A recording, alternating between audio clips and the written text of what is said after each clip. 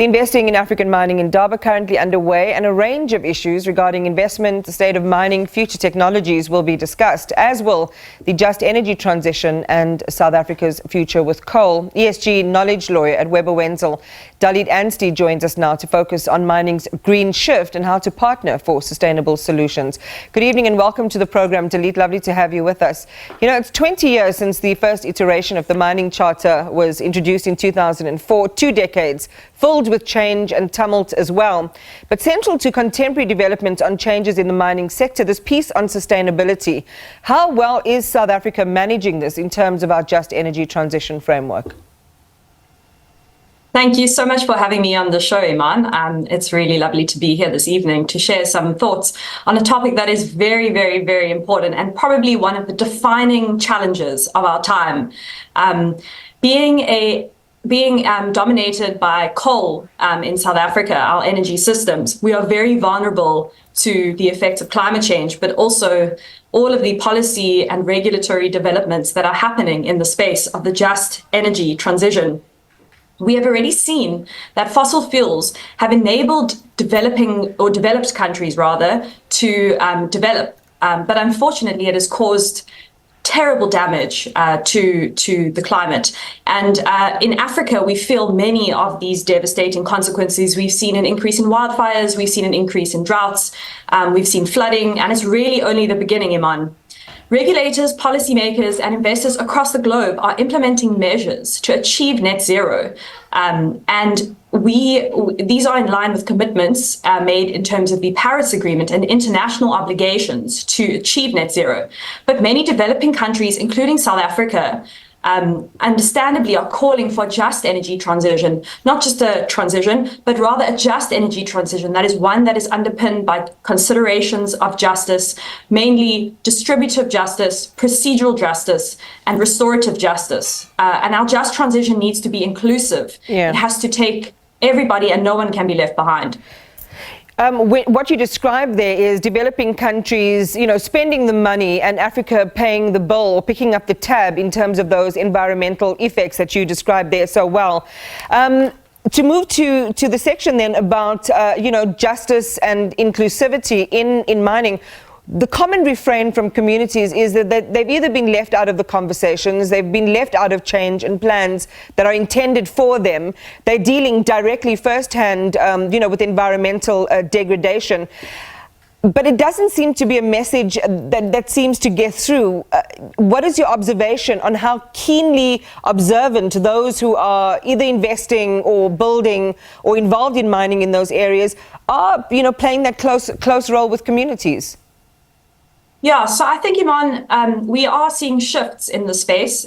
We know that in a South African context, social considerations in mining are very important. Mines are required legally to have social and labor plans, and many mines do implement their social and labor plans. But we know that more needs to be done.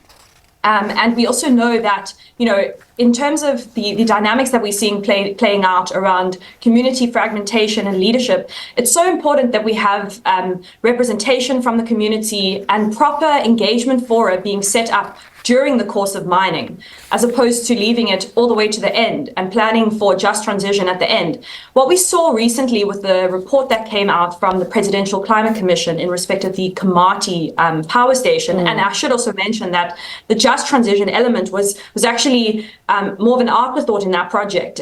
You know, the community, unfortunately, what the report found was that it was only consulted after the fact. And it's so important that we're bringing in communities really from the start. That actually goes to the procedural justice element, which I spoke about earlier, which underpins the just energy transition. And unfortunately, I think mines are some of them are really struggling to engage with communities, but others are really pulling out all the stops. They are trying really, really hard to improve their community engagement and their stakeholder relations. Host communities are a really key stakeholder in mining projects. You spoke in the beginning of our interview about fossil fuels enabling developed countries to actually be developed, and that's been part of South Africa's argument. Whether you talk to the ministries or as to the reason as to why we still rely and we use coal, given its abundance and its importance in our economy. But what challenges and risks does the entire ecosystem face during this transition, and how does a just energy transition deal with this in very real and practical ways? Yeah, so I think that, the reality is that we're seeing from the global energy, in the International Energy Agency, that this transition is unstoppable. We also saw at COP28 a commitment by countries to triple renewable energy capacity globally, as well as to transition away from fossil fuels.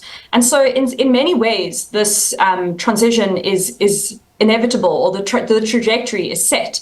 And so it's all about how South Africa is going to respond to that challenge. Yes, we know we do have some agency in terms of defining the pace of the transition and defining some of our central tenets around what that transition needs to look at and what the localized contexts are of that transition. You can't import a transition from Indonesia into South Africa and vice versa. But the reality is that, we really need to, I think, build collaborative relationships between mines, between government and between communities and labor to really overcome these challenges. Government needs to take decisive action and really set the tone when it comes to the leadership required in terms of policies.